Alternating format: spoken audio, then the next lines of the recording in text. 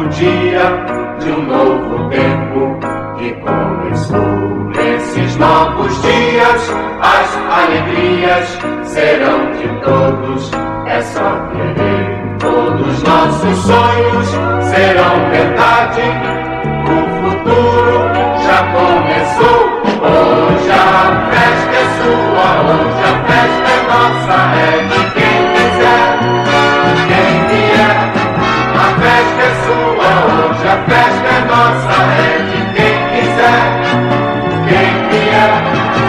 Hoje é o novo Olá, dia. nerds. Douglas e Vicente na área. Sim, amigos, é final de 2025 e as promessas de retorno desse podcast acabaram por cair por terra, mas estamos aqui tentando alegrar um pouco do seu fim de ano. E sim, meu amigo Vicente está aqui. Vicente, dê o ar da sua graça, por favor. Como é que você está? E aí, mestre? Agora mesmo chove em Porto Alegre, mas estamos aí na luta para financiar a Microsoft, atualizando os planos do Skype para evitar que os nossos queridos ouvintes fiquem sem saber o que a gente faz nas nossas vidas. E nós vamos para uma pauta mais vagabunda que existe, que é o de recomendações, né? Que é o que a gente sempre faz quando não tem nada mais interessante para falar, né, Vicente? Exatamente, só que dentro de um planejamento estratégico que a gente esperou um ano para poder fazer um episódio especial de recomendações 2025. Perfeito, perfeito. Vicente, uma coisa que me ocorreu é que, assim, eu fui analisar as coisas que eu li e vi, e eu percebi que eu não fiz nada esse ano, cara. Eu não li nada e não vi nada. Vamos fazer o seguinte, então, você vai falando aí e eu vou pontuando, pode ser? Pode ser, cara. O senhor teve um ano de 2025 verdadeiramente maravilhoso. Beleza, eu gostaria de pedir para você que antes da gente começar as nossas recomendações, nossas, que eu digo você, eu queria que a gente também pudesse fazer um in memoriam e rememorar aí pessoas importantes da indústria que nos deixaram esse ano. Tudo bem para você? Perfeitamente. Então, meus queridos amigos, esse foi um ano onde tivemos muitas perdas, dentre elas o querido Peter David nos deixou. Vicente, conta um pouquinho para os nossos ouvintes quem é Peter David e por que ele é tão importante para nós. Pô, o Peter David talvez seja o melhor roteirista de quadrinhos de super-heróis dos anos 90, né? Ele é o tipo de roteirista mais do tipo nerdão, assim. É mais uma continuidade lógica do tipo de roteiros que talvez se fizesse na era de bronze, antes da invasão britânica e tal. Ele é um cara que já tem uma formação dentro dos quadrinhos de super-heróis. Tanto que ele também escrevia os livros de Jornada nas Estrelas, então ele era um cara que estava firmemente consolidado no espectro nerd, né? E enfim, ele escreveu diversas séries de super-heróis, sempre com um jeito muito bem humorado, assim, as séries dele sempre eram muito engraçadas. A principal delas, com certeza, é a fase que ele fez do Gibi do Hulk, que durou, acho que durou uns 10, 15 anos, né? E ele foi.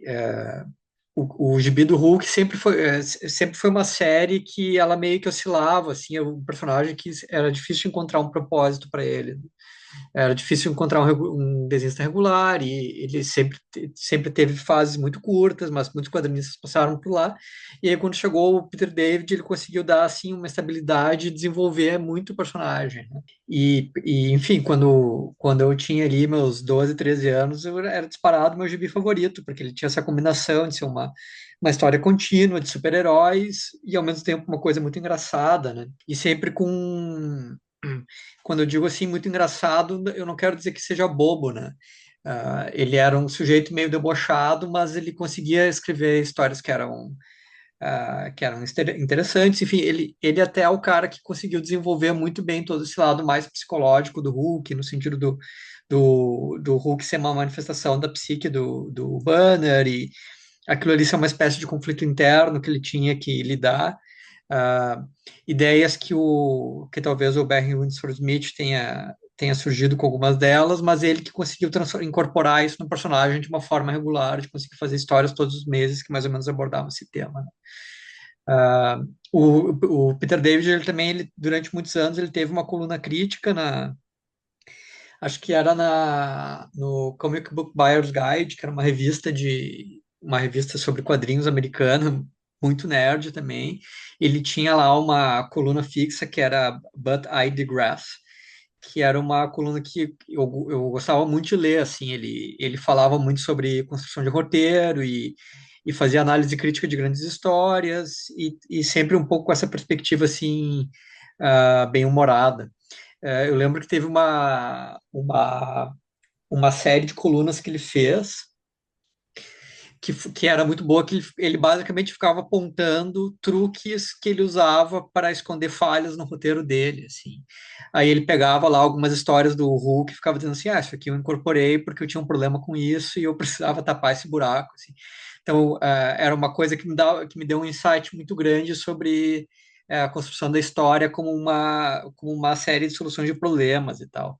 E como fazer isso, como fazer com que esses problemas tu consiga de alguma forma incorporar na caracterização dos personagens, essas coisas assim, né? Depois ele teve uma outra coluna que ele também fez uma série longa que era só de problemas que ele teve com o com o Comics Code Authority, né, o CCA, que era o órgão de censura dos quadrinhos, e os testes que ele começou a fazer para ver até onde ele conseguia forçar, e essa questão que nos anos 80 o CCA ele exercia uma influência que era muito abstrata, assim.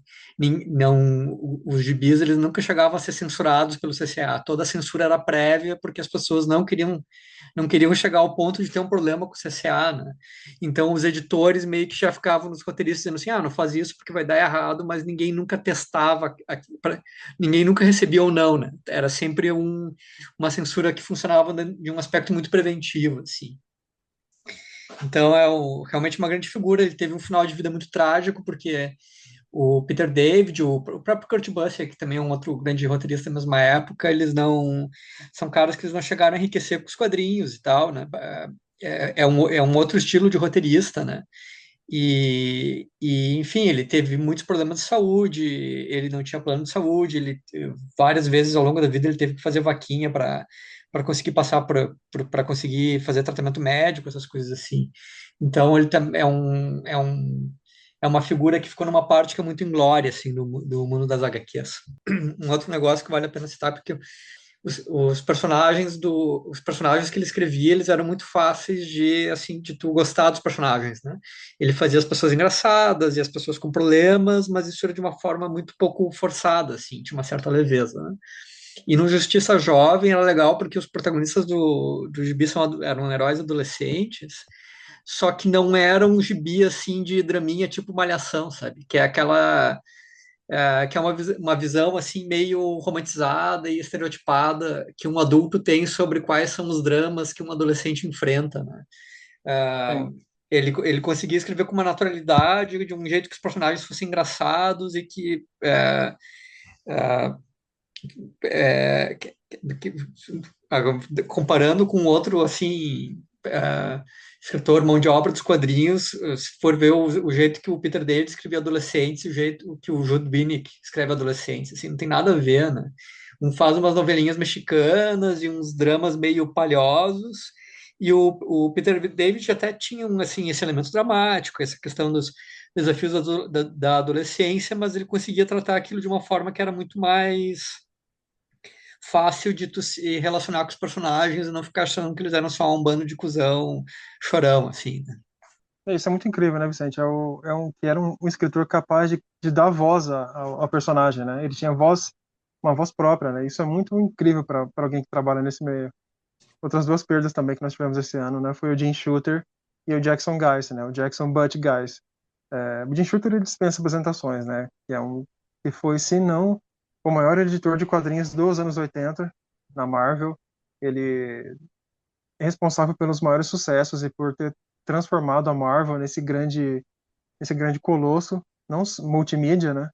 Graças a ele nós tivemos coisas como Frank Miller, o John Byrne, Chris Claremont, e o Jackson Guice. Ele teve apesar de poucas pessoas conhecerem aqui no Brasil, mas ele tem realmente uma participação importante ali nos títulos do Superman nos anos 90. O Jim Shooter, como tu comentou, meio que dispensa apresentações, assim, numa nota, porque quando eu soube quem era o Jim Shooter através dos roteiros que ele escreveu, né? Porque eu gostava muito de gibi clássico, daí eu tava seguindo uma coleção lá que tinha todas as histórias dos Vingadores desde o início, e em um determinado momento o Jim Shooter pega os roteiros e é a saga Korvac, e eu não sabia quem ele era, né? E é uma história que eu gostei muito, assim, na época, isso, né? E o Jim Shooter escreveu os roteiros dessa saga aí pro Gibi dos Vingadores, acho que com 14 anos de idade, né, cara? É um autêntico tarado dos quadrinhos, assim, né, cara? Ah, e aí depois, claro, que nem tu comentou, nos anos 80 ele virou editor da Marvel e foi a época que a Marvel lançou ali o Demolidor Frank Miller, o Thor do Walter Simonson, os X-Men do Chris Claremont e do John Byrne e tal, que são aí fortes candidatos a melhores gibis que a Marvel já publicou em todos os tempos, né?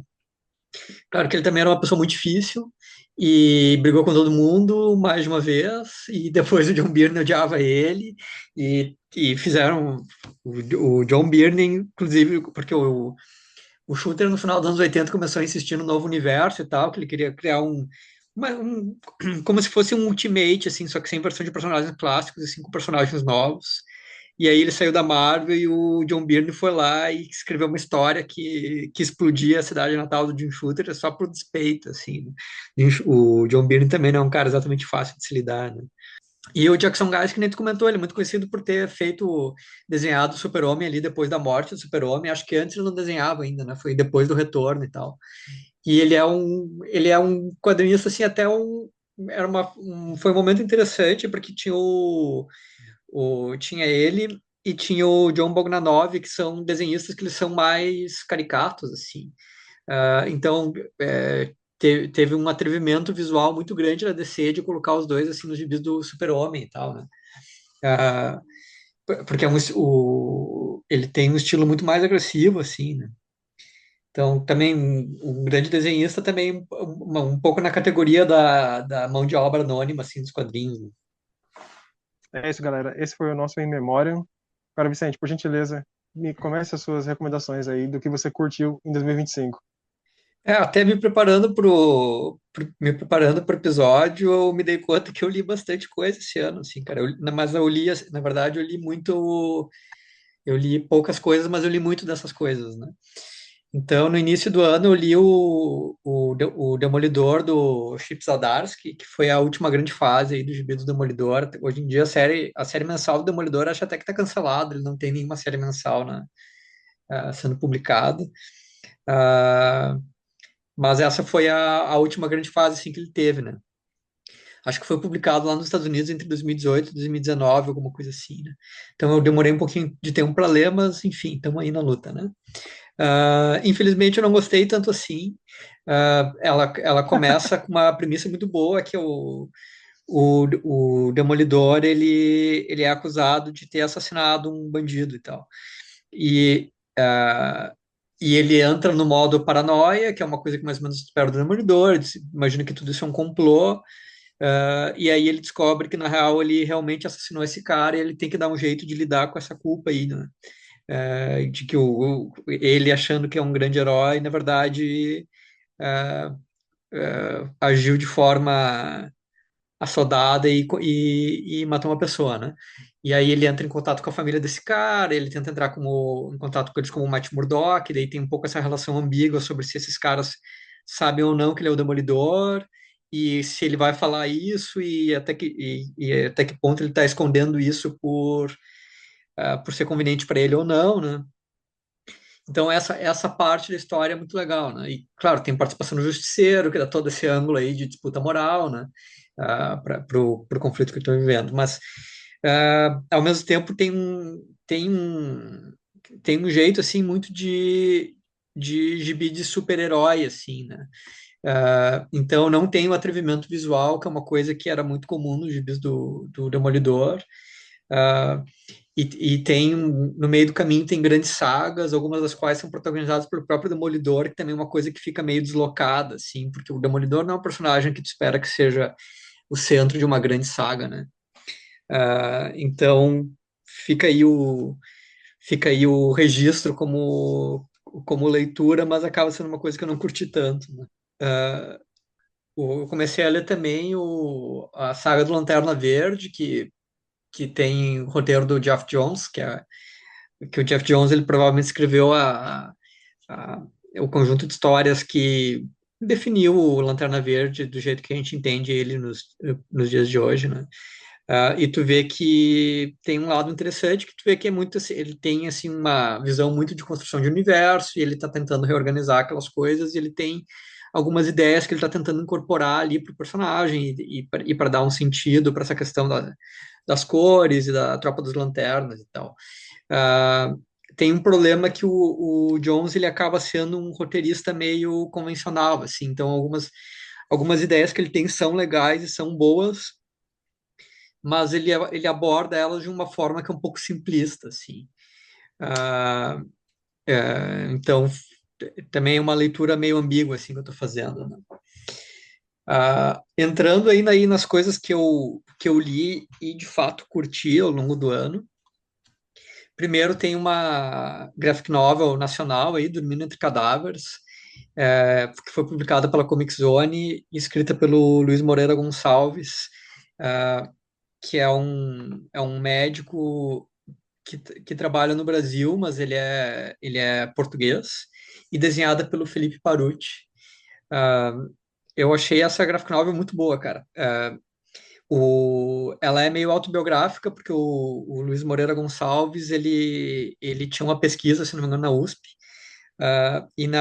mas a história transcorre no Amazonas, porque ele foi para lá quando a crise da Covid estava no alto e teve todos esses problemas na região norte, né?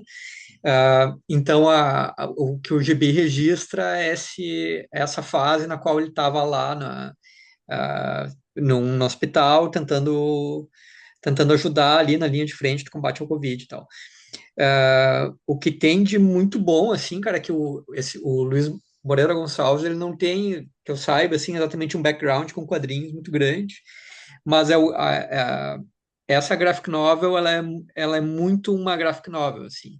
Então, é preto e branco, muitas páginas, aquela coisa toda em relação ao formato, mas também tem esse lado de que é uma espécie de reportagem autobiográfica, que é um gênero que é muito tradicional dentro do formato graphic novel, seja pelo Maus, seja pelo Persepolis, da Marjane Satrapi, seja pelos gibis do Joe Sacco, né? Então, existe aí toda uma linha de graphic novels que se tratam exatamente isso, de retratar, de usar o formato dos quadrinhos para fazer uma espécie de reportagem autobiográfica e desde um ponto de vista assim mais subjetivo, né? E aí a segunda parte é exatamente essa subjetividade, assim, porque a, o meio dos quadrinhos ele é muito propício para essa questão de tu mostrar a realidade desde o ponto de vista de alguém, porque para essa experiência de ser uma coisa que ela é desenhada, né? É uma coisa que uma pessoa produz, não é exatamente não é uma fotografia que poderia ter uma cara mais assim de objetividade, né? E o Dormindo Entre Cadáveres, ele vai muito bem nisso, porque ele está fazendo um retrato da situação objetiva que o Luiz Moreira Gonçalves está vivendo, que é uma situação completamente absurda, porque está tudo entrando em colapso, e isso faz com que a percepção das pessoas sobre a realidade, ela também entre em colapso, assim.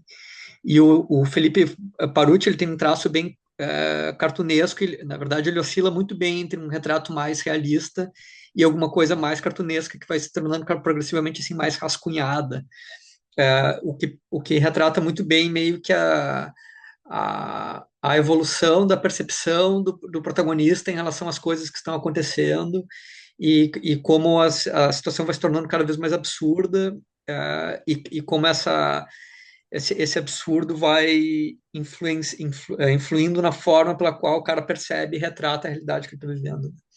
E isso é uma coisa que é muito comum em graphic novels e que ele faz muito bem, assim, ainda com mérito assim, de ser uma graphic novel nacional, um problema do Brasil, né? Então tem uma parte que é muito interessante, que ele viaja para uma cidade muito pequena do interior, porque tem um cara lá que precisa ser internado e ele precisa ser transportado de avião para ir para um hospital que tem mais recursos e um médico precisa acompanhar essa viagem. Ele vai lá no meio do nada, e quando chega a pessoa é uma pessoa que ele percebe claramente que não vai sobreviver à viagem. Uh, mas aí os caras precisam dizer assim para ele, ó, então ou tu te recusa que ele embarque no avião, e aí se ele morrer aqui vai ser um problema, ou ele morre no avião e aí vai ser, as consequências vão ser outras, entende? Então o cara meio que tem que lidar com essa situação burocrática num lugar perdido, num aeroporto improvisado, com toda uma precariedade enfim, o sujeito ali na frente das pessoas meio que morrendo e as pessoas decidindo sobre quais são os formulários que têm que ser preenchidos ou não, entendeu? Isso que eu digo que é essa situação de retratar o absurdo numa realidade, né? Porque quando as coisas entram em colapso, essas estruturas burocráticas, que são uma coisa que normalmente a gente usa para normalizar a nossa experiência, elas se tornam evidentemente absurdas, né? Então, nesse sentido que a graphic novel é muito boa, porque ela usa uma linguagem que é muito propícia para retratar esse tipo de coisas, que é exatamente a linguagem da graphic novel do jornalismo em quadrinhos, assim. Depois disso, ainda em relação a quadrinhos, cara, a grande parte do meu ano foi dedicada a ler duas séries que são muito diferentes, muito parecidas ao mesmo tempo. A primeira delas é Ken Parker, é o faroeste aí criado pelo Ivo Milazzo, que inclusive esteve em Porto Alegre no curso desse ano e eu não fui lá para, enfim, ele deu uma espécie de aula magna assim de ilustração na Brasa, que é uma editora aqui de Porto Alegre, uma editora até que ganhou HQ Mix, essas coisas assim, né? Mas uma editora que publica quadrinhos nacionais e que inclusive é aqui a umas 3, 4 quadras da minha casa. Enfim, mas o Ivo Milazzo é o desenhista e o roteirista é o Giancarlo Berardi, né? Ken Parker, ele é, no caso, um fumetti, um quadrinho italiano, muito conhecido, mas ele não, ele é diferente do Tex, que é um personagem que eu publicado há muito tempo, porque o Ken Parker, ele tem, assim, ele é muito mais conhecido pela sua autoralidade, assim, é muito associado tanto ao Ivo Milazzo quanto ao o Berardi, assim, e ele tem essa fama de ser mais um western mais ambicioso do que o Tex. Então ele tem muito mais uma preocupação com a fidedignidade, com o realismo histórico, e as histórias dele, às vezes, elas têm um conteúdo assim, social mais explícito, e os personagens têm, enfim, a personalidade mais tridimensional, né? Enfim, são essas as coisas pelas quais o gibi é conhecido. O personagem esteve durante muito tempo nas mãos de uma editora, a Cluck, que ela publicava o Ken Parker em umas edições que eram muito bonitas, mas muito caras. Na época elas custavam R$ 25 por 100 páginas. O senhor veja o que que é a maravilha da inflação, né, meu grande amigo Douglas? Porque hoje em dia as pessoas matariam por um gibi de 100 páginas por R$ 25. Mas era uma, era uma editora que fazia umas tiragens muito pequenas, e eram muito difíceis de encontrar. Eu não sei exatamente como é que funcionava isso, porque essa editora ela basicamente só publicava Ken Parker na internet se dizia que era porque o dono da editora meio que tinha uma relação de amizade com o Ivo Milazzo e o Berardi, que meio que era uma publicação mais assim, um esquema meio entre amigos, né? E aí, faz alguns anos, a Mythos ficou com os direitos, eles lançaram essa nova coleção, que segue uma linha de uma republicação que aconteceu na própria Itália, da editora Mondadori, que são duas histórias por edição, e aqui no caso da Mythos são encadernado capa dura e tal, muito caro, né? Hoje em dia acho que está R$ 110 cada volume pelo preço de capa, quando começou a ser publicado era alguma coisa do tipo 89, né? Mas a edição em si ela é bem robusta, assim, tem uma cara boa, né? E a Mitos é a editora que mais publica Bonelli aqui no Brasil, então é meio que uma casa propícia, assim, para o Ken Parker, né? Mas, enfim, tirando essa parte, assim, mais no que se refere à história em si, eu já conheci, eu tinha algumas edições dessa da Clube, eu tinha umas 5, mas agora lendo assim a série, eu já li as 16 primeiras, que são as 32 primeiras histórias do Ken Parker, sendo que o universo total de histórias é tipo umas. é, eu acho que é tipo umas 80, assim, não são tantas histórias assim que foram publicadas. E eu tô achando muito bom, cara, porque um que tem esse aspecto tem questões que são meio multifacetadas, então o Ken Parker ele é meio que um andarilho, assim, ele é um personagem que ele não tem uma ambientação fixa, né? Então ele dá para ver que o Berardi e o Milazzo eles estão primeiro eles tentam fazer um mapa dos Estados Unidos durante a segunda metade do século XIX, depois da Guerra Civil ali. Então tem histórias do Ken Parker em diversas cidades, em diversos contextos, tem histórias dele no Alasca, tem histórias nas quais ele está num barco baleeiro, meio que tentando retratar qual era a realidade dos Estados Unidos naquele período, né? E esse mapeamento ele tem muito uma questão assim, tem um aspecto realista. As histórias elas têm data, elas têm cidades concretas, elas aludem a acontecimentos reais. Mas também tem um aspecto que é muito imaginativo, no sentido de não necessariamente como eram os Estados Unidos, mas como se imagina que os Estados Unidos eram nesses contextos, né? Mas a outra coisa muito legal que Ken Parker tem, além dessa questão do retrato imaginativo dos Estados Unidos, é o próprio personagem, assim. Porque como é muito típico de histórias de western, o Ken Parker ele é meio que um outsider. Então, as histórias frequentemente ele não é exatamente um protagonista, ele é meio que um catalisador ou ele é uma pessoa que se depara com uma determinada situação, né? E o Berardi e o Milazzo, eles fazem isso de uma forma que é muito foda, porque ela tem um aspecto meio derrotista, assim.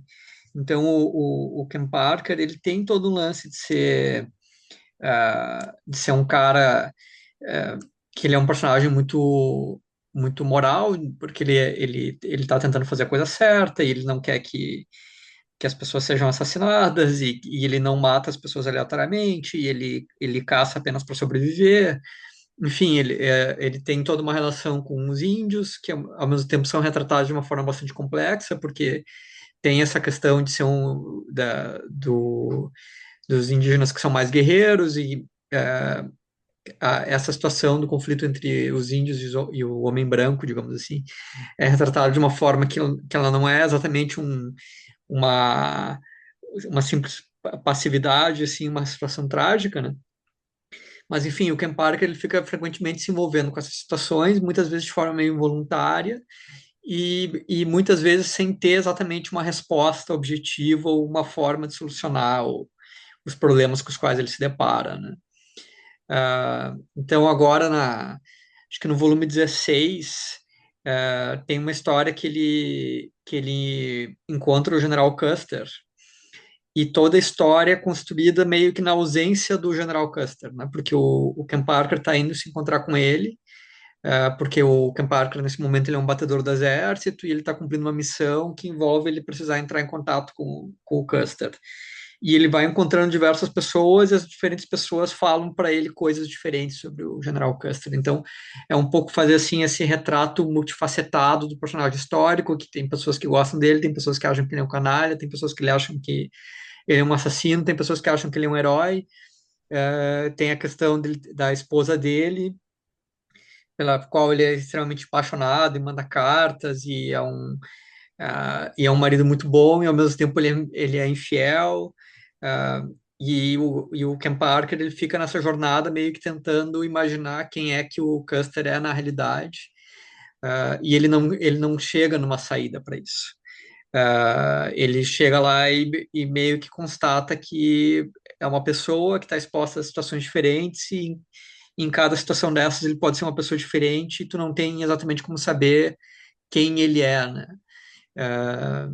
E nesse momento ele constata também que meio que nesse jogo aí de personalidades que são desconhecidas, como ele é mais uma espécie de peão e enfim, como ele acaba participando de coisas que ele concorda, mas que também é uma coisa sobre a qual ele não tem muita coisa que fazer, né? Então é uma história muito ambígua, assim, né? E tem uma outra história também que, nesse sentido do derrotismo e da falhabilidade do Ken Parker, é muito boa, que é uma história que acontece um assassinato, uma mulher é estuprada, assassinada numa cidade na qual o Ken Parker chega. E as suspeitas recaem sobre um soldado que ele é acordado, ele é preso na manhã seguinte por ter cometido esse crime, que não teve nenhuma testemunha. Mas existe uma série de evidências circunstanciais que apontam para esse soldado. E o soldado ele passou a noite bêbado e ele não lembra o que ele fez durante a madrugada. E aí, dentro da cidade, começa a surgir essa revolta, as pessoas começam a querer linchar esse soldado e o Ken Parker recebe a missão de escoltar esse soldado para uma outra cidade na qual ele vai ser julgado e ser condenado, enforcado pelo crime que ele cometeu, né? E enquanto o Ken Parker está escoltando esse soldado, o pai da vítima, ele contrata um assassino para garantir que o cara seja assassinado, esse soldado, porque ele está revoltado com a morte da filha e tal. E aí o Ken Parker, além o Ken Parker está escoltando ele, está escoltando o soldado, sendo perseguido por um assassino e acompanhado do melhor amigo desse soldado, que é quem o Ken Parker desconfia que é o verdadeiro responsável pelo crime. E a história, mais ou menos, também te dá indícios que reforçam, que indicam essa interpretação do Ken Parker como válida, que o amigo do cara, o criminoso, ele está usando o outro cara meio que de bode expiatório, né? Mas a história toda ela transcorre nessa viagem, que ela é desenhada de uma forma muito bonita, porque são essas pessoas andando a cavalo no campo e tal, uma situação muito idílica, mas com essa reflexão, assim, porque esse soldado, ele está genuinamente preocupado com o fato dele poder ser culpado ou não porque ele vai ser julgado, mas porque ele não se imagina como uma pessoa capaz de cometer esse crime. E então ele está fazendo meio que uma retrospectiva da própria vida, assim. E é uma retrospectiva muito desde o ponto de vista de assim, olha, mas eu sou apenas uma pessoa comum e medíocre, eu nunca faria isso, né? Eu não teria coragem suficiente para cometer um crime assim, né? E aí ele vai comentando como a vida dele, na verdade, é uma série de acidentes e como ele entrou no exército por acaso e como ele não devia estar naquela cidade, e como tudo isso meio que reforça nele a impressão de que ele não pode ser o culpado, mas ele não lembra e ele está genuinamente preocupado em lembrar então o que aconteceu, né? Até que num determinado momento da história, esse soldado ele aproveita uma oportunidade para fugir. E aí o Ken Parker começa a perseguir ele com esse outro amigo, e mais ou menos eles entram nesse confronto, o Ken Parker dizendo assim, não, mas esse cara ele tem que ser julgado, se for caso absolvido ou não, né? Ah, enfim, é um pouco essa complexidade, e eles se dão conta que o soldado está deixando rastros meio erráticos, assim. Até que finalmente eles encontram ele morto pelo assassino que o pai da vítima enviou. E aí o Ken Parker tem uma explosão e confronta o amigo do cara, diz assim, pô, foi tu que matou essa mulher e agora o cara foi assassinado e que tipo de amigo que tu é? E o amigo dele disse, olha, na verdade não fui eu que matei e tal, tem alguma coisa errada nessa história. E eles olham o diário do soldado que morreu e ele escreveu lá que enquanto ele fugia, ele se deu conta que ele lembrou que na verdade ele era o criminoso, né? Ah, e ele se deu conta de que, na verdade, ele tinha cometido o crime porque ele era uma pessoa medíocre. Então, não era uma coisa que estava fora do caráter dele. E quando ele se deu conta disso, ele se deu conta, ele já sabia que estava sendo perseguido por um assassino, então ele começou a se comportar de uma forma meio errática, precisamente para que o assassino encontrasse ele e assassinasse ele para que o pai da mocinha tivesse algum tipo de alcançasse algum tipo de justiça, porque ele não queria chegar numa outra cidade e talvez ser inocentado pela ausência de provas concretas desse crime, e aí ele apenas ter colaborado enfim, para que perseverasse essa injustiça no mundo, né? Então, a história, assim, se for ver, ela tem até uma coisa meio de fumete, assim, que é essa questão de ser uma história que ela tem uma certa vulgaridade, porque ela se resolve meio que num roteirismo, assim, tu encontra o diário, no diário a história é explicada, né? Mas tem toda um pouco essa sofisticação do refletir sobre a personalidade desse soldado, e o Ken Parker se dá conta que a ideia dele de poder ser ou a ideia que talvez o leitor tenha sobre ele, né, de ser o protagonista que vai chegar e vai descobrir o verdadeiro culpado do crime, isso é limitado, e que as pessoas, na verdade, elas têm motivações que são complexas, e que o mundo às vezes é injusto, digamos assim, né? Porque o sacrifício e a pena que esse soldado decidiu pagar, isso são coisas que nunca vão ser conhecidas, assim, né?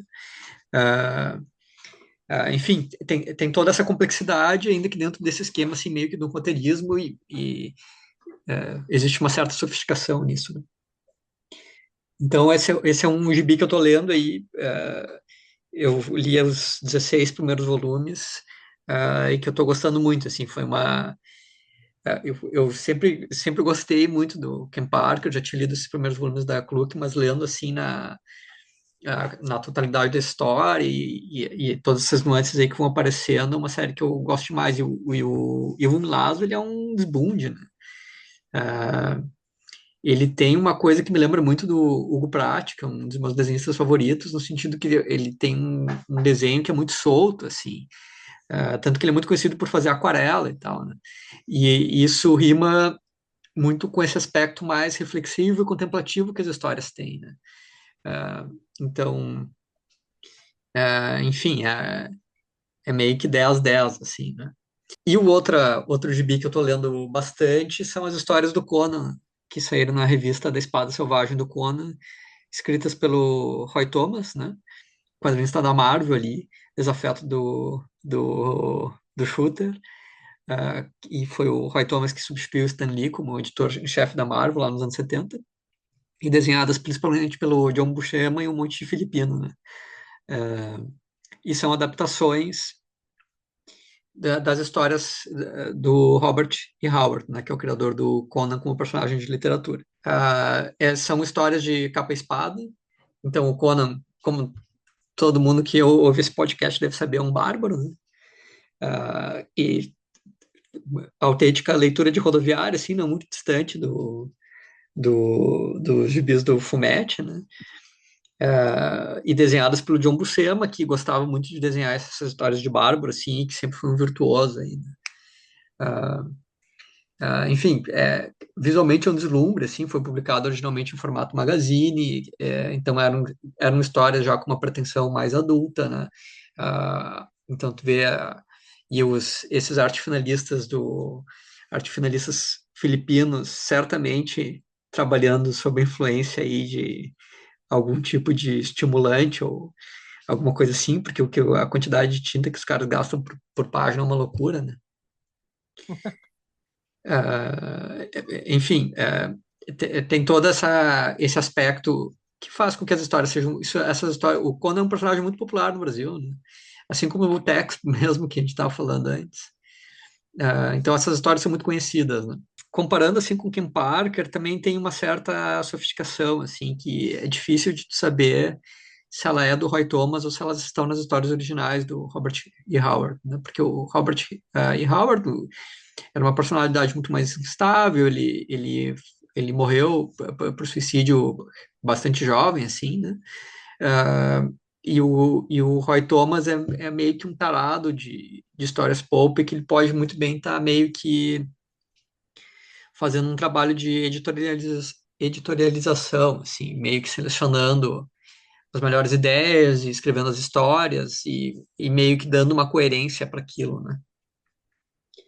Ah, mas é muito interessante, assim, como é, pr- primeiro essa questão dessa visão imaginativa, né? Porque as histórias do Conan, elas transcorrem na era iborniana, que ninguém aprendeu sobre ela nas aulas de história do ensino médio, porque ela não existiu, né?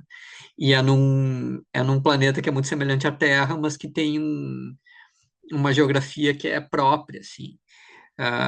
e ela acaba sendo formada por meio que visões ah, enlatadas e anacrônicas de culturas passadas da Terra, assim. Então tem civilizações que são muito semelhantes à dos romanos, tem egípcios, tem castelos medievais, enfim, existe todo um anacronismo e tudo isso é retratado de uma forma assim, é muito ah, não existe uma pesquisa histórica nem uma fidedignidade histórica, é muito essa questão da imagem e do sentido e meio que de um paganismo assim. Ah, Existem algumas histórias, tem muita magia, e tem algumas histórias que essa magia ela se aproxima assim da ficção científica, e tem outras que ela é mais mágica, e existem dinossauros, então a era urbaniana acaba sendo assim meio que uma salada de frutas, né? Mas ela tem esse sentido de ser tudo muito violento e tudo muito pagão, assim, e eu digo pagão mais, digamos, arcaico, e eu falo isso num sentido muito girardiano, assim, porque é uma sociedade na qual tudo se resolve na base do sacrifício, né? E esse acaba sendo um pouco o sentido das histórias, porque o que sistematicamente acontece é que o Conan ele se depara com um conflito entre diferentes facções de uma civilização, de uma cidade, e que aquele conflito mais ou menos está levando tudo a uma ruína, assim. E ele, por ser o cara mais violento e hábil, ele acaba solucionando o conflito através do extermínio de alguma dessas facções. E sempre que isso acontece, imediatamente a outra facção tenta exterminá-lo, ou as duas se juntam para exterminar o Conan. Então ele também tem esse aspecto de ser sempre assim, um elemento externo sendo introduzido numa equação, só que é um elemento externo no qual não existe a moralidade do Kim Parker, moralidade que no Ken Parker existe como derrotismo e no Conan existe como imoralidade, assim. Ele é pura e simplesmente violência, né? É pura e simplesmente barbárie, assim. Então, ele entra nessas histórias porque ele está saqueando alguém, porque ele está atrás de uma mulher e quando ele vê que isso pode ser correspondido, ele abandona essa mulher porque o negócio dele é mais vida louca, assim, né? Encher a cara, ir na zona e passar a espada, no sentido metafórico ou não, né? Enfim, é, então é muito interessante nesse sentido de tentar criar uma imaginação que seja puramente arcaica, assim, né? Seria muito bom ver uma adaptação do Conan pelo Robert Eggers, o Robert Eggers pré-Nosferatu, né? O Robert Eggers do Antigo Testamento, assim. Ah, por esse negócio de tentar captar qual é uma imaginação que é violenta e não contemporânea, assim, né? Ah, a gente não pensa as coisas desse jeito, digamos assim. Ou pelo menos, ah, talvez a gente pense no sentido dos nossos baixos instintos, né? Ah, ah, mas não é assim uma visão muito liberal e democrática, digamos assim. É uma sociedade totalmente composta na violência e na mitologia do simbolismo, assim. A, na Espada Selvagem de Conan, a primeira história que eu li foi uma que é muito conhecida, que é Pregos Vermelhos, Red Nails, que é desenhada pelo Barry Windsor Smith, e que ela retrata muito bem isso, porque o Conan se depara com uma espécie de uma cidadela, na verdade, meio que misteriosa e meio que assombrada, no meio de um deserto, assim. Ah, e quando ele entra lá dentro, ele descobre que existe essa disputa de facções lá dentro, que são como dois povos que estão numa guerra eterna, em busca do domínio daquela cidadela, né? E um dos povos ao qual o Conan primeiro se alia, ele tem o costume de cada vez que ele mata alguém do outro, eles pregam um prego vermelho lá numa das colunas para tentar manter um acompanhamento de quando é que eles vão conseguir exterminar o outro povo, né? Então o Conan ele entra nessa dinâmica aí, nessa concorrência extremamente violenta, assim. E quando ele resolve a equação exterminando um dos lados, imediatamente ele se torna o vilão do outro lado, né? Ah, e aí, enfim, porque as pessoas percebem que ele é, na verdade, uma coisa meio não manipulável, assim. Enfim, então também é um gibi pelo que eu tô curtindo bastante, assim. Eu achei numa livraria aqui de Porto Alegre uma coleção completa ah, da Espada Selvagem do Conan, com todos os gibis escritos pelo Roy Thomas, pelo menos. Esse é o grande trabalho da vida do Roy Thomas, né? Ele gostava muito de histórias pulp, ele gostava muito mais do que gibis de super-heróis. Ah, a origem dele como roteirista vem daí, né? E também é meio que o trabalho da vida do John Buscema, que é um dos grandes quadrinistas aí, grandes desenhistas dos anos 70, que fez muita coisa com o gibi de super-heróis, inclusive fez com o próprio Roy Thomas uma fase muito boa no gibi dos Vingadores, mas que era um gibi que ele não gostava muito de fazer, porque ele não gostava de desenhar cenários urbanos e tal. O negócio dele era capa e espada, né? E Aranha Gigante, né? Aranha Gigante, exatamente, né? Tu chegou já a ler esses gibis do Conan aí, mesmo que nessas edições? Porque aqui no Brasil acho que não ter lido o gibi do Conan é muito difícil, né, cara? Porque o cara vai no sebo, ele é quase soterrado, né? Eu sempre gostei muito de Conan. Essas histórias com o John Buscema e com esses filipinos aí, elas são muito legais. Mas tem um aspecto que eu acho muito legal no Conan, Vicente, que é assim, eu sempre achei legal o fato do Conan ele ser essa figura anacrônica que está prestes a desaparecer frente ao mundo que está se, entre aspas, civilizando, né? Que tipo assim, tem esse império gigantesco que é a Aquilônia, que é basicamente a Roma desse universo, que ela está expandindo o império e aos poucos ela vai dominando essas tribos que até aquele momento eles tinham essa questão tribal dos clãs, mas que está sendo substituído pela civilização, pela burocracia, pelo Estado Nacional, né, que vai estar prestes a nascer. Eu acho isso muito legal, como o Conan ele é meio que o personagem do Era Uma Vez no Oeste, né? Ele tá vendo o mundo dele desaparecer aos poucos, né? Isso eu acho muito bacana. É, é muito parecido com o Extras mesmo, né, cara? Essa questão, assim. Ah, e tem esse aspecto dele ser sempre um outsider, né? Porque ele é o bárbaro, né? Então ele vai encontrando essas civilizações, que a gente falou, a Quilônia, e ele não consegue participar disso, né? Muito embora essas civilizações, o Roy Thomas e o Robert E. Howard também retrate elas como violentas, assim, né? Só que é uma violência que não é a violência do Conan, né?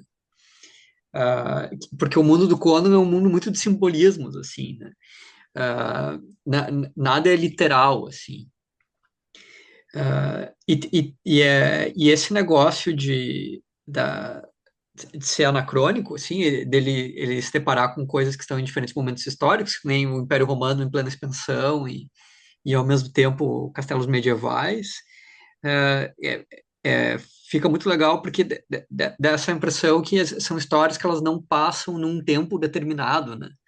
Então, isso favorece muito essa interpretação, assim, dessa questão do simbolismo, assim, né? É, enfim, é muito bom, cara. E tem um negócio que desde esse ponto de vista da mentalidade arcaica, do paganismo, que ele consegue pegar muito bem, que inclusive aparece muito bem no filme do Conan, do Schwarzenegger, que esse também é um filmaço, né, cara? É uma das melhores adaptações de quadrinhos já feitas, assim. O cara, ele consegue pegar muito bem essa ideia, assim, de isso aqui é um mundo primitivo, mitológico, fora do tempo, violento, né? Ah, que é um pouco a relação que as pessoas têm, que essas pessoas têm com seus respectivos deuses, assim, porque tem um pouco essa competição, assim, não, meu Deus é melhor que o seu. Aí tu perde a batalha e diz assim, pô, na real, talvez o teu seja melhor, né? É, é uma coisa meio que quase um futebol, assim, né, cara?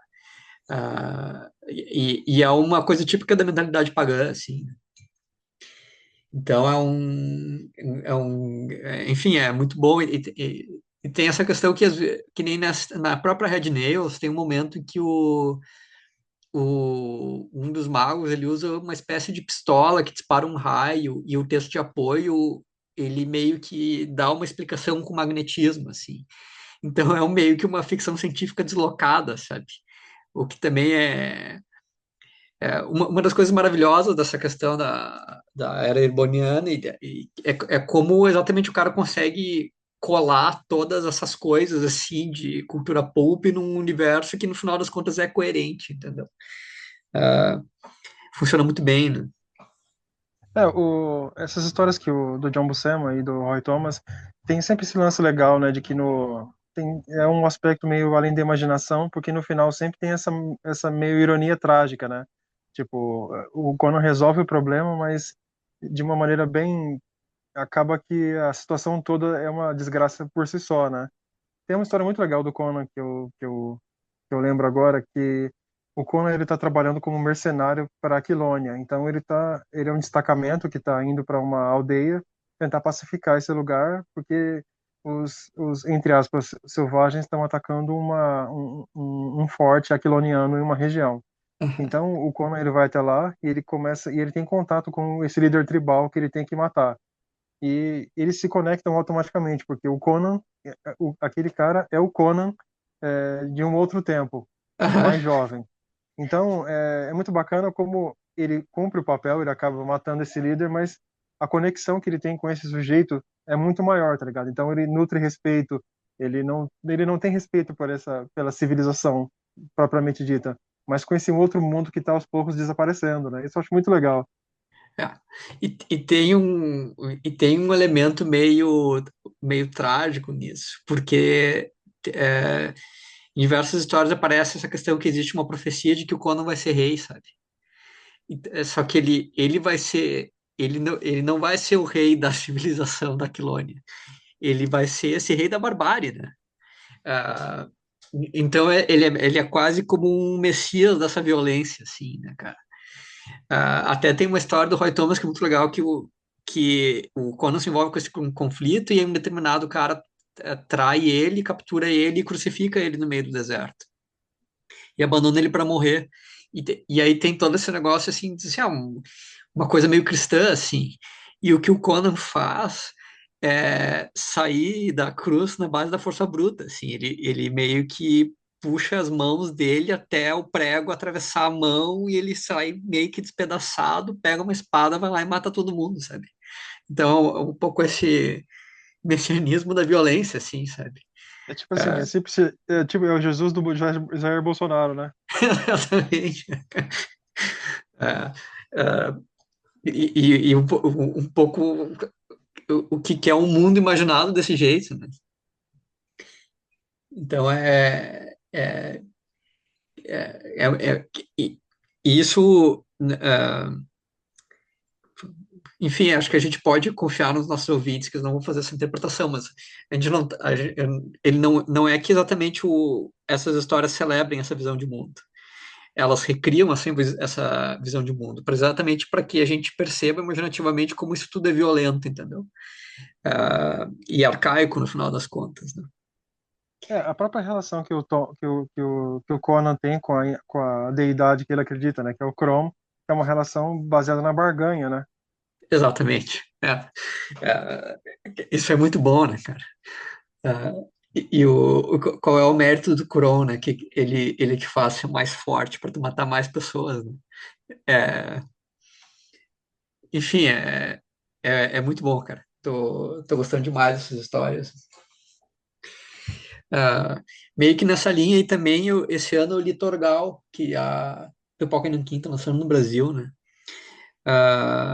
E que acaba, no caso, eu li o primeiro volume, porque acho que é o único que saiu até agora. Eles vão republicar a série clássica em 4 volumes aí. O que é até uma coisa interessante, porque Torgal é uma série europeia de fantasia heróica, Vikings, ah, ah, que era muito conhecida na Europa e que aqui no Brasil só tinha sido lançado pela Ibérica em álbuns, mas era uma série um pouco assim lendária, assim, que a Pipoca em Nanquim resolveu republicar. mas tu vê que foi muito por causa de uma pressão dos leitores, porque tinha diversos vídeos que eles meio que diziam assim, não sei por que que as pessoas têm essa fixação tão grande pelo Torgal, assim. Ah, é, e, enfim, acho que eles resolveram publicar porque era uma coisa que tava muito óbvia, né? O, o, o roteirista é o Rosinski, que é o que durante muito tempo foi o roteirista de quadrinhos mais lido do mundo, cara, porque ele publicava Torgal e aquela série 13, que já saiu aqui no Brasil pela Panini, que eram duas das maiores tiragens dos quadrinhos franceses, isso significa que são tiragens milionárias, né? Aliás, desculpa, o Rosinski é o desenhista, o roteirista é o Van Hamme, né? John Van Hamme, não confundir com o Jean-Claude Van Hamme, Van Damme. É, muito embora sejam duas pessoas que, assim, com um talento artístico muito semelhante, né? Esse é o Van Hamme, ele é fácil de saber quem ele é, porque ele não faz espacato, né? E nem tem uma Ah, bundinha maneira, né? exatamente. Enfim, mas isso é um pouco uma coisa que denuncia como os caras da Pipoca e Nanquim, eles têm uma certa dificuldade de apreciação crítica, assim. Porque eles não entendem muito qual é o mérito de Torgal, né? Eles acham que é uma série, porque eles gostam de Conan, né? Tem até lá o cara lá que é o jiu-jitseiro que fala um monte sobre Conan e tal. E Torgal, ele é um gibi assim de bárbaros, mas ele é muito mais parecido com o Ken Parker nesse sentido, porque ele também tem esse derrotismo aí, né?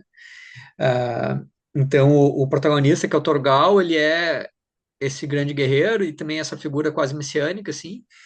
Só que a única coisa que ele quer é voltar para a família dele o tempo todo, assim. Ele não quer participar da guerra, assim, né? Então isso já dá uma outra dinâmica que também é muito interessante, né? E também é legal porque essa série ela já tem uma ambientação histórica assim um pouco mais concreta, porque eles são vikings.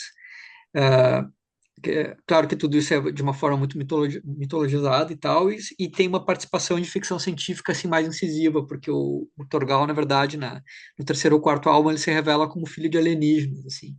Ah, e aí então é um universo viking no qual existe magia, só que essa magia ela tem uma base científica que é essa tecnologia alienígena que veio para a Terra junto com o Torgal, mesmo que ele não se lembre disso.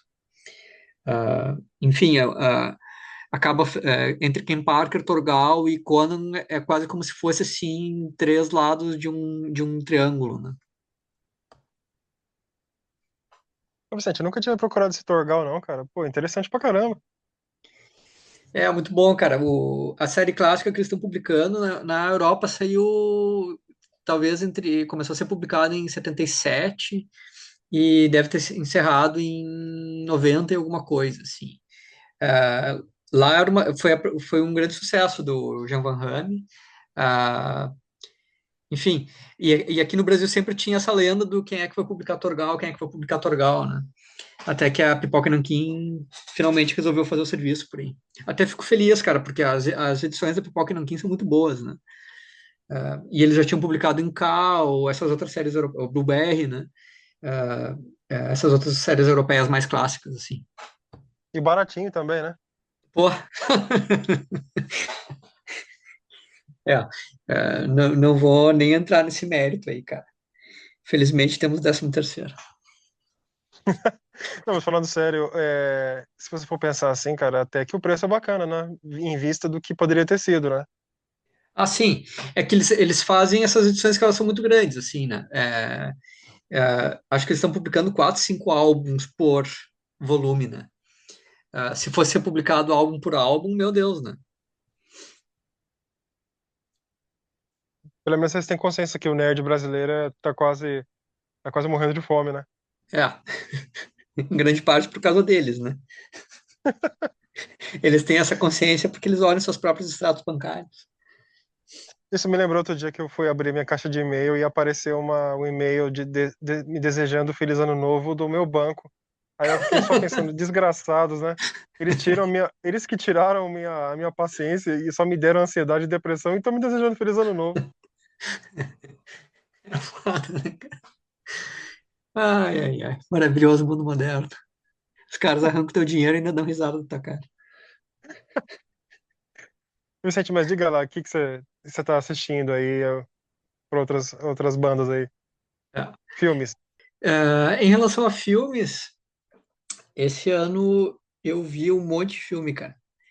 Ah, teve, teve muitos filmes que eu gostei muito, cara. Esquema Fenício, no filme do Wes Anderson, achei sensacional. O House of Dynamite, lá, o House of Dynamite. Ah, curti demais no filme da Kathleen Bigelow, né? Ah, enfim, o Agente Secreto, achei um filme muito bom.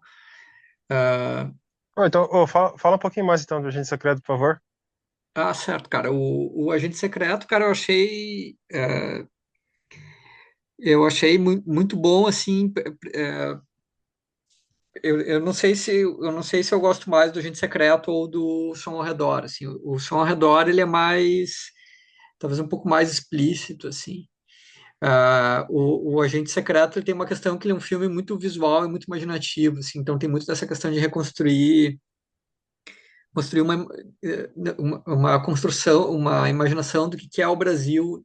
Não tem, na real, não tem nada a ver assim com denúncia de ditadura e tal, esse papo que o pessoal está falando. É muito sobre uma percepção assim de como é que o Brasil é um lugar violento e ridículo e como isso é engraçado e festivo. E ao mesmo tempo como essa violência ela é meio patética, mas ela não deixa de ser violenta. Ah, e existem muitos subentendidos, ah, e nisso, e como as pessoas estão mergulhadas nisso, e muitas vezes não nem percebem, assim.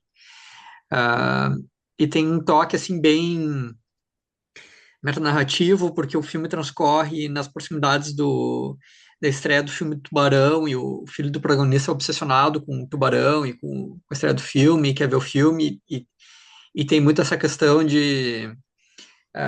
do tubarão ser uma forma de violência que está submersa, assim, né? Uh, enfim, logo no início do filme tem uma cena, cara, que é muito boa, que é o protagonista, tu sabe que ele tá fugindo de alguma coisa, tu não sabe exatamente do que. E aí ele para num posto de gasolina que é no meio do nada, e ele tá abastecendo e tá quente, e do lado do posto de gasolina tem um cadáver que tá coberto lá por um pedaço de papelão. E aí o frentista meio que diz que aquele é um cara que morreu e que tá ali, que ninguém vem buscar porque é carnaval.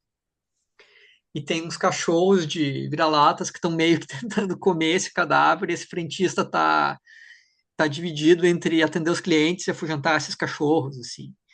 Ah, e aí chega um carro da polícia e ele acha que o carro da polícia vai levar esse cadáver, e na verdade não, são só uns caras que estão ali meio que para dar um achaque aleatório no protagonista, porque eles viram o protagonista ali parado, e aí o cara resolveu meio que começar a fazer umas ameaças para ver se o protagonista soltava alguma coisa.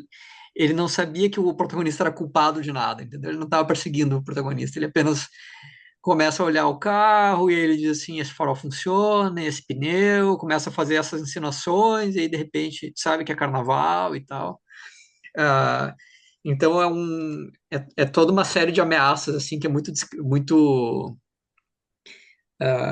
sutil. E nesse contexto assim de violência, porque esse cadáver tá ali, ninguém tá nem aí para ele. E o frentista meio que reclama, ele diz assim, pô, é um absurdo ter que trabalhar aqui no carnaval e tem esse cara aí que tá morto e não vem ninguém aqui, mas ao mesmo tempo eu tenho que trabalhar, né? Enfim, eu achei o filme muito bom, assim, cara, nesse sentido, né? Ele tem alguns momentos em que ele é excessivamente explícito, assim.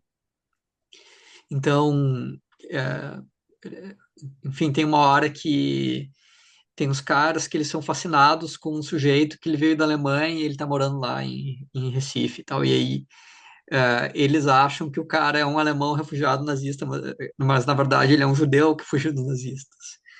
Ah, e essa cena, eles parece que o cara ele quer ter certeza que tu sabe que o cara é judeu, entendeu? Então ele te diz isso de mil formas diferentes, dá vontade de dizer assim, tá, cara, eu entendi, tá bom, vamos, né? não precisa ficar esfregando assim a mensagem na minha cara, assim, né? Enfim, é um filme que eu gostei bastante, assim, cara. Eu ainda não vi, eu ainda estou aqui, então eu não vou fazer essa comparação, cara, mas ah, esse filme eu gostei bastante exatamente por esse negócio de ter uma narrativa que é muito visual, assim, essas partes que as coisas são muito sugeridas, assim, e as coisas tem muitos momentos nos quais as coisas não têm exatamente uma explicação. Então tem uma parte que é muito boa, porque o protagonista ele está sendo perseguido e existem esses assassinos, e esses caras querem matar ele, e ele foi abandonado, ele teve que abandonar a família, enfim, tem toda uma série de tragédias, e a vida dele é meio que horrível. E aí ele sai num prédio e tá rolando um carnaval de rua, e as pessoas que estão nesse carnaval de rua é muito colorido, é muito festivo, tá todo mundo muito feliz. E isso é uma coisa que fica meio que oscilando entre assim a celebração e o grotesco, assim, porque tem também toda a questão das pessoas estarem ignorando a violência que está acontecendo ali, né? E aí o protagonista, que é o Wagner Moura, no caso, ele desce, ele entra no meio dessas pessoas e quando tu vê ele meio que começa a dançar também, né? Então, é uma coisa que é muito visual, não tem diálogo e parece, assim, um quadro... Tipo, tem aqueles pintores holandeses que pintavam ah, pessoas na Idade Média, sabe? Aí tem lá, os caras estão fazendo sei lá, uma janta e tem 1 milhão de pessoas do quadro e as pessoas são meio caricatas e o negócio é meio cômico e meio deprimente, meio violento, mas ao mesmo tempo ah, é uma celebração, assim, né? Então essa é a parte que eu achei muito boa do filme, né? Mas ninguém tá aqui no episódio piloto para saber o que que eu acho de filme de verdade, né, cara? As pessoas querem saber o que que a gente acha de filme de hominho, né? Ah, então, desde o ponto de vista assim dos filmes de super-heróis, esse ano eu achei muito bom, né? Então a gente começou ali com o Capitão América 4, que, que é um filme que eu não odiei, o que já é mais do que muitas pessoas diriam sobre esse filme. Ah, e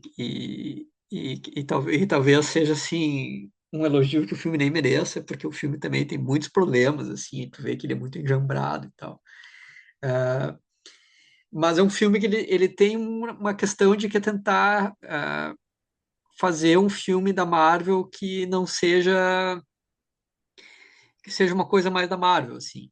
Tipo, tu tem o protagonista, o Gavião Capitão lá, né? O Capitão América, ele é quase um coadjuvante, assim, ele é quase um catalisador da história, porque o protagonista mesmo é o Hulk Vermelho, interpretado pelo Harrison Ford. Claro que tudo isso é meio enjambrado, o Hulk Vermelho, ele pode ser o vilão, mas ele também é um personagem que ele tem uma certa ambiguidade moral, assim, e ele está enfrentando um dilema, enfim, né? Ah, então, teve essa nota positiva, né? Depois teve Thunderbolts, que é um filme que eu achei muito bom. Ah, tá aí quase um filme da Marvel das antigas. Ah, tem até uma coisa que é meio anticlimática, assim, porque o filme todo, no final, ele chega assim, parece que vai se resolvendo uma grande batalha na cidade de Nova York, uma coisa que ninguém aguenta mais. E aí eles meio que entram dentro da mente do vilão e meio que tentam resolver os traumas passados dele, assim. Então é uma solução que isso é feito numa cena de ação, assim, só que é uma abordagem muito mais psicológica, muito mais imaginativa, assim, né? Então eles vão passando por diversos períodos da vida do cara e os traumas que estão enfrentando e como aquilo condiciona a personalidade que ele tem, né? Ah, e tem também, assim, mais uma cara de filme em diversos momentos, né? Não parece uma coisa tão artificial, né? Que era um problema que os filmes da Marvel estavam enfrentando. Depois nós tivemos aí o filme do Super-Homem, né? Que deixou muitas pessoas muito felizes, assim. Ah, eu também gostei muito do filme. Eu não tinha gostado nisso tanto da forma pela qual ele retrata o Super-Homem, mas depois aí, é, lendo bastante sobre o filme, escutando outros podcasts e tal, apareceu essa sacada de ele tenta retratar o heroísmo do super-homem de um jeito que é meio outsider, assim. E isso é um elemento constitutivo do que é um herói, assim, né? Ah, e existe essa questão do super-homem, no caso, ele é um alienígena que ele adotou os valores da Terra, né? Isso é uma coisa muito importante dentro do filme, e isso é uma coisa que é meio típica de heróis, assim, né? Então, tu é uma coisa meio que vem de fora, mas que adota um determinado conjunto de valores, e isso faz com que tu seja um defensor mais fervoroso desses valores do que talvez uma pessoa que já tenha nascido nesse mundo, assim, né? É uma coisa meio que de gárgula, assim, porque a gárgula, ela é um monstro que protege a igreja, entende? É um pouco essa ideia, assim, que ele tenta... Então, tem esse elemento de estranheza, assim, ao mesmo tempo de isolamento e tal, né? Tudo isso são coisas que estão no super-homem, né? Porque o super-homem, ele é um alienígena, e a questão dele ser um alienígena é muito importante para o personagem, né? Então, o James Gunn, ele meio que tentou enfocar isso, isso é uma coisa que faz muito sentido desde o ponto de vista do que é a própria filmografia do James Gunn, né? Que ele é um cara que se concentra mais em personagens que são outsiders, assim. Não sei, eu agora não lembro, Douglas, você chegou a ver esse filme? Cara, eu infelizmente não assisti esse filme, velho. Eu acabou passando do período e eu fiquei com dó de ficar vendo na TV, sabe? Que eu queria ter visto na telona, né? Mas eu vou ver sim, cara. É, tem uma coisa que eu acho que tu vai curtir, que é essa questão de ser um super-homem mais lúdico, assim, né? Tipo, um filme colorido, não é uma depressão e tal, né? Por outro lado, ele tem um negócio que, pra gente que é velho, é um pouco cansativo, porque ele é um filme muito rápido. É muito corte, é muita violência, é muito geração TikTok, assim. Ah, enfim, o que que eu vou dizer, né, cara? Às vezes, às vezes estamos ficando velho e é isso aí também. Mas Ah, você curte, ô Vicente, você gostou do Guy Gardner? Gostei demais, cara. O Guy Gardner é muito bom. Assim, os personagens, tem muitos personagens que não dá para entender por que que ele colocou. Aliás, dá para entender, é para que eles consigam fazer alguma coisa derivada, né? Mas os personagens que estão no filme, que têm um papel, são todos muito bons. Então, o Super-Homem, que nem eu no início não tinha gostado, mas agora eu meio que me convenci de que está bem retratado. O Lex Luthor é sensacional, é muito bom, talvez um dos melhores retratos do Lex Luthor no cinema. O Mr. Terrific é muito bom, o Guy Gardner é muito bom. Ah, Todos esses personagens assim que são efetivamente personagens do filme tão sensacionais assim. O Guy Gardner ele é cuzão, ele é engraçado, ele é um herói assim. Pega tudo que ele tinha que pegar assim. E ele tem um corte de cabelo engraçado, estranho. Ô Vicente, tem um aspecto que eu li a galera falando assim, eu não sei se você concorda, mas que um ponto legal em retratar o Superman foi fazer ele meio que ser um cidadão do mundo, né? Tipo assim, não ser só um americano típico. Você achou que tem esse lance no filme? Mais ou menos, cara. Ele não tem nada assim American Way, né? Mas ele é filho dos pais dele. No sentido, os filhos dos pais adotivos, digamos assim, do pessoal lá do Kansas, assim. E os pais dele eles são apresentados de uma forma muito caricata, assim, eles têm um sotaque forte, é uma fazenda e tal. Ah, e isso é meio que uma brincadeira, não, mas isso é uma coisa que o filme aborda, porque tem essa questão da Lois Lane ser uma pessoa da cidade. E ela não entende muito bem esse Clark, assim. E aí tem uma determinada cena, uma determinada sequência que eles vão lá pro Kansas e ela chega na casa, ela conhece a família, ela vê o quarto do Clark e meio que aquilo faz um clique, assim. Então tem um pouco essa questão de fazer mas isso é muito uma questão da afetividade, entendeu? Ah, Porque claro que os pais dele, os pais adotivos dele são do Kansas e isso é uma parte importante, assim, né? É um ambiente rural e tudo mais. Só que é muito mais uma questão assim, dizendo, esses aqui amam o filho, entendeu? Então ele é filho disso aqui, não dos pais biológicos, digamos assim, né? Então, funciona por esse sentido de ser humano, entendeu? Ele é um humano porque ele foi criado por humanos que amam ele, né? Muito embora ele seja um alienígena, assim, né?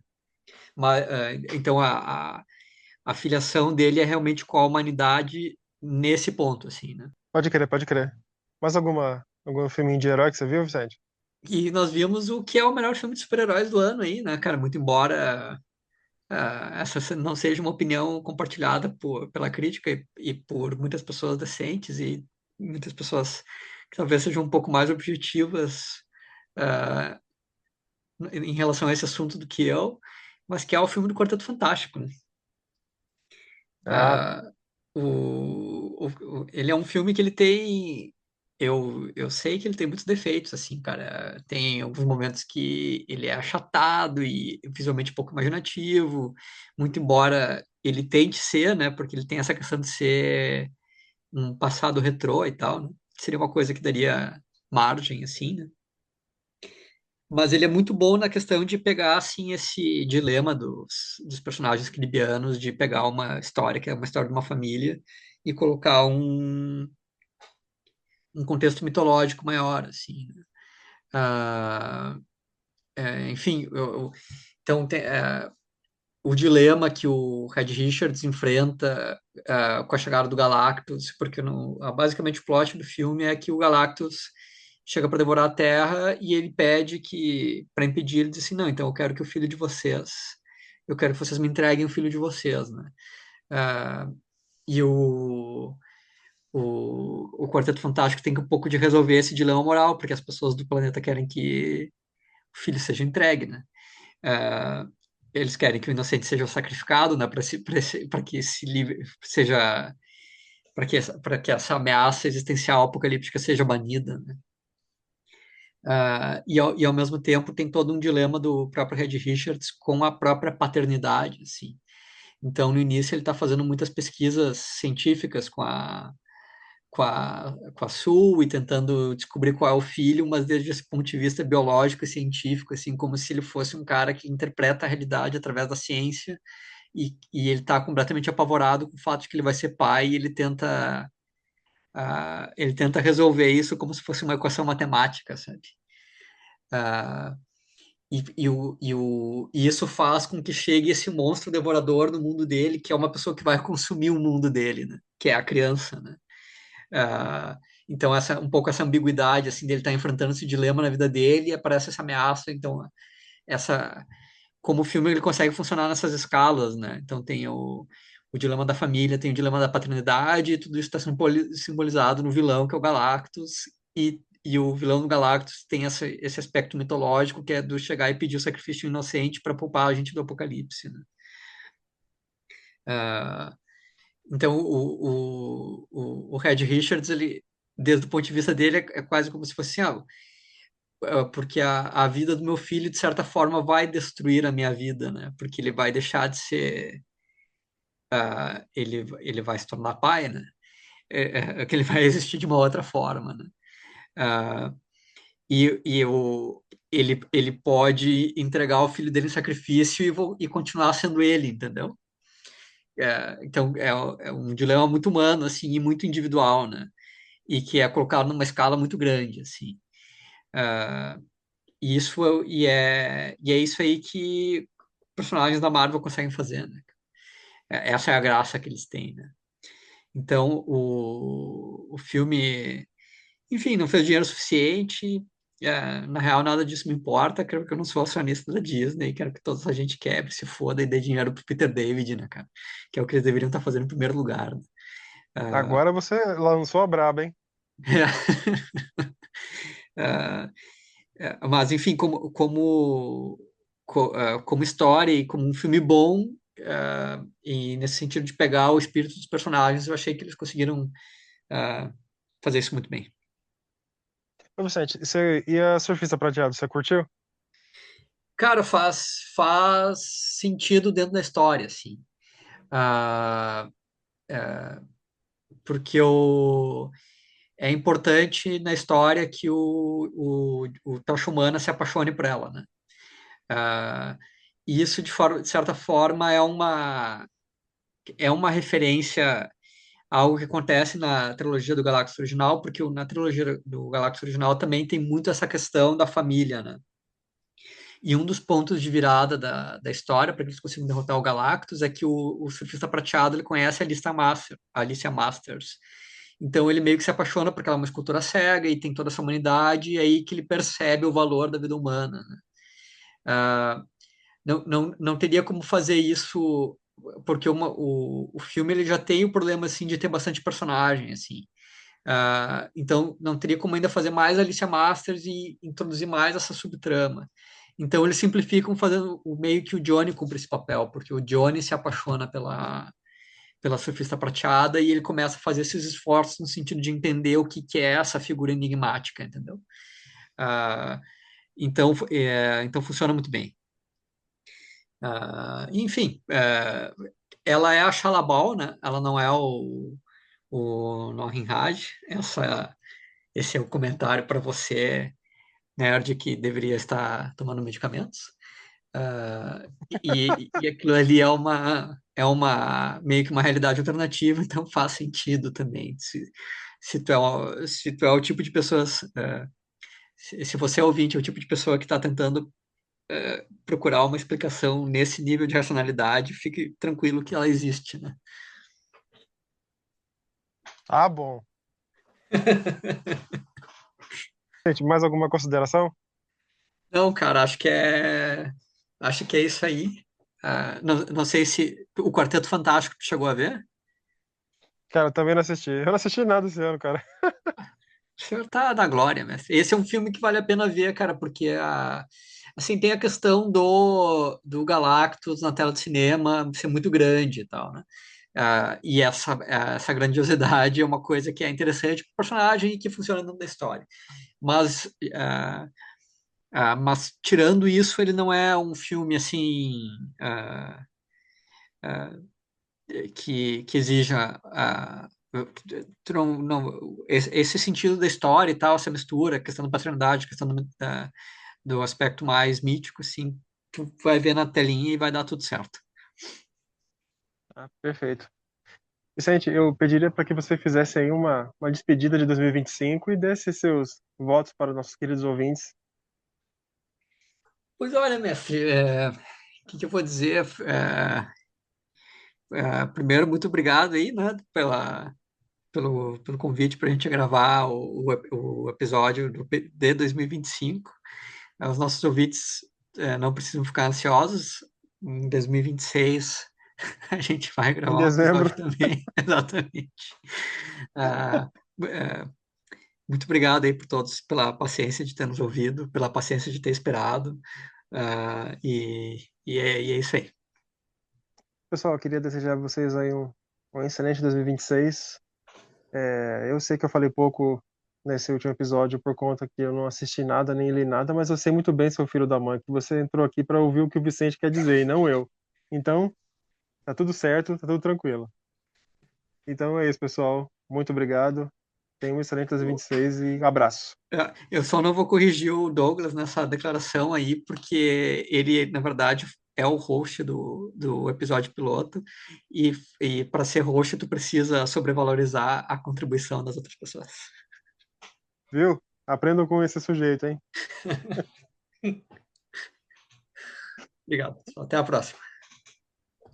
Mestre.